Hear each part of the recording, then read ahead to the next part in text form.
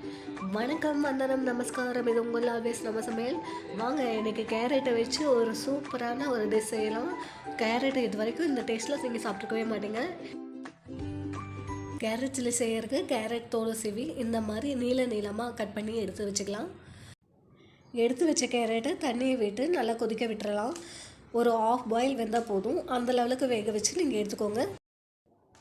இப்படி வேக வச்சாதான் சில்லிக்கு நல்லாயிருக்கும். சில்லி செய்யும்போது ஆஃப் பாயில் வந்தால் தான் நல்லாயிருக்கும். நல்லா வேக வச்சிட்டிங்கன்னா அதோட டேஸ்ட் அந்தளவுக்கு இருக்காது.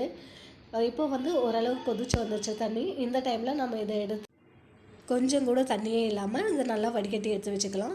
இப்போ இதுக்கு தேவையான ஸ்பைசஸ்லாம் என்னென்னு பார்த்தலாம். 1 ஸ்பூன் இஞ்சி பூண்டு விழுது எடுத்து வச்சுருக்கேன். 1 ஸ்பூன் தனி மிளகாத்தூள், 1 ஸ்பூன் உப்பு, 2 ஸ்பூன் கடலை மாவு, 2 spoon cornflour, 2 spoon chilli chicken powder, 1/2 spoon baking powder. இதெல்லாம் இப்போ ஒரு அகலமான பாத்திரத்தில் நம்ம போட்டுக்கலாம். இப்போது 2 ஸ்பூன் கடலை மாவு போட்டிருக்கேன், 2 spoon chilli chicken powder, 2 spoon cornflour, 1 spoon தனி மிளகாத்தூள், 1/2 spoon cooking soda, 1 spoon salt, 1 spoon இஞ்சி பூண்டு பேஸ்ட்டு. இதெல்லாம் போட்டு நல்லா மிக்ஸ் பண்ணிக்கலாம். இப்போ இதுக்குள்ள கொஞ்சமாக தண்ணி விட்டு நல்லா மிக்ஸ் பண்ணிக்கலாம். நான் இப்போது கொஞ்சமாக இதில் தண்ணியை விட்டு நல்லா விஸ்க வச்சு நல்லா கலந்து விட்டுக்கிறேன். இதெல்லாம் நம்ம விஸ்க வச்சு கிளறும் போது ஒரு ஸ்மூத்தான பேஸ்ட்டாக நமக்கு கிடைக்கும்.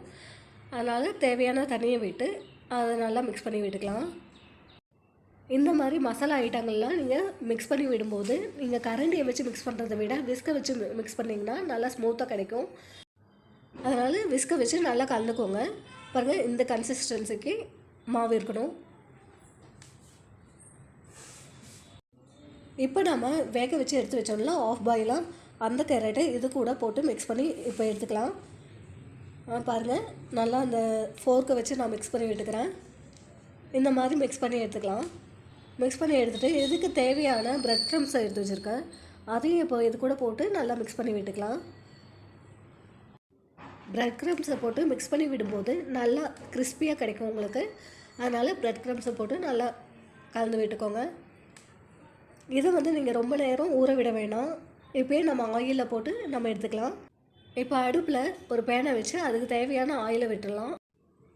ஆயில் நல்லா சூடானோடனே நம்ம மிக்ஸ் பண்ணி வச்சுருந்த அந்த கேரட்டை இது கூட போட்டு நல்லா வேக வச்சு எடுத்துக்கலாம்.